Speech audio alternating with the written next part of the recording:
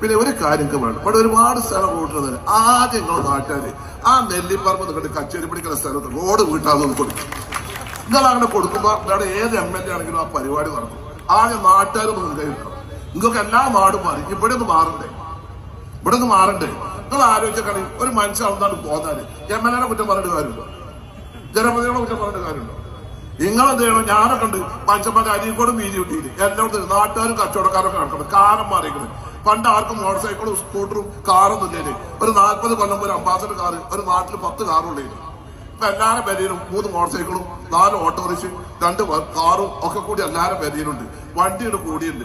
അതുകൊണ്ട് അത്യാവശ്യം എല്ലാവരും ഒരു 2 മീറ്ററൊക്കെ വിട്ടുകൊടുത്താൽ പിന്നെ പഴയ ബിൽഡിംഗ് ആണെങ്കിൽ പുതിയ ബിൽഡിംഗ് ഉണ്ടാക്കാൻ വേണ്ടി ആ 2 മീറ്റർ ഒഴിച്ചിട്ട് 1 മീറ്റർക്ക് ഗവൺമെന്റ് ഓർഡർ കിട്ടും. കിട്ടിയില്ലെങ്കിൽ നിങ്ങൾ പറയും, അപ്പൊ നമുക്ക് ബജാർ ഉണ്ടാക്കാം. അപ്പൊ അങ്ങനെ ആയിക്കാണ്ടിട്ട് നടക്കണം. ഞാൻ സങ്കടം കൊണ്ട് പറയാം. കാരണം എന്താ പറയുക, ഒരുപാട് പാപ്പ് കുരുക്കള്, അതുള്ള കുട്ടി കുരുക്കള്, അതുപോലെ തന്നെ ഇവിടെ ഉമ്മർ സാഹിബ്, ലത്തീഫാക്ക, കുഞ്ഞിപ്പാക്ക ഒക്കെ എല്ലാവരും ഉണ്ട്. എല്ലാവർക്കും ഉണ്ടാവും. എല്ലാവരുടെ കുടുംബത്തിന്റെ ഭൂമിക്ക് തൊടാൻ പേടി. അങ്ങനെ ആലോചിച്ച ഒന്നും നടക്കൂല. ഞാൻ ഇടപെട വേദിയിട്ട് ഇപ്പൊ എന്റെ പെങ്ങളെ മോറ്റത് ഞാൻ തന്നെ JCB ആദ്യമാണ് പൊളിച്ചത്. മറ്റുള്ളവർക്ക് മാതൃക ആയിക്കോട്ടെ.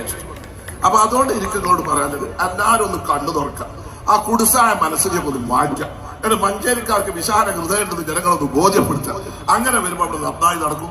അങ്ങനെ വരുമ്പോൾ അവിടുന്ന് അങ്ങോട്ട് മറ്റേ അവിടെ വാടിമാർഗം ബൈപ്പാസ് മുതൽ അഞ്ചിരങ്ങാടിക്കും ഇവിടെ അങ്ങോട്ട് മലപ്പുറത്ത് പോയിട്ട് ഈ ഗതാഗതം നിൽക്കൊന്നുകൂടെ. മറ്റേ ബൈപ്പാസ് അങ്ങാടി ഉണ്ടാവില്ല. പിന്നെ കണ്ടിന് സുർപ്പട്ടി അടക്കേണ്ടി വരും. ഞാൻ പറഞ്ഞാലുണ്ട്.